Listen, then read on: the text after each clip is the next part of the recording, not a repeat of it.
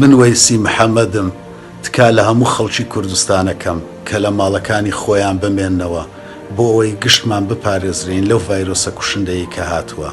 تکایە مانەوەت لە ماڵەوە پاراستنی هەموو مرۆڤایەتیە، لەبەرەوەی ئەو ڤایرۆسە زۆر کوشندەیە، زۆر هەستیارە.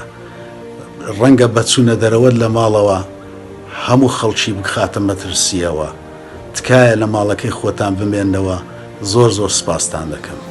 من سەردار ئیسماعیل پاڵوانی گیان لە یاری لەش جوانی ئامادەی خۆم دەردەبڕم بۆ هەر کارێک کە لەلایەن دەستگای ئیداریەکانی شارەوە پێم دەست پێدرێ بەبێ بەرامبەر بۆ بەرەنگاربوونەوەی پەتای کۆڕۆنا، چونکە ئێمە بەیەکەوە بەهێزترین. سڵتان لێبێ ئەزیزانم، من هونەرمەند و دیزاینەر شاناز جەمالم. بەشداری دەکەم لە کەمپینی ڕێنمایەکان جێبەجێ دەکەم تاکو ژیانی خۆم و کەسە ئەزیزەکانم پارێزراو بێت. ئەزیزانم، داوا لە هەمووتانەکەم با هەمومان پێکەوە هاوکاری هێزەکانی حکومەتی هەرێمی کوردستان و وەزارەتی تەندروستی بین تاکو بتوانین ئەمبار و دۆخە نەخوازراوی بەسەر میلەتەکەمان و هەموو جیهان هاتووە زوو تێیپەڕێنین. ئەویش بە هەماهەنگیمان و بە یارمەتی یەکتری بەمانەوەمان لە ماڵەکانی خۆمانە و بە جێبەجێکردنی ڕێنمایەکان.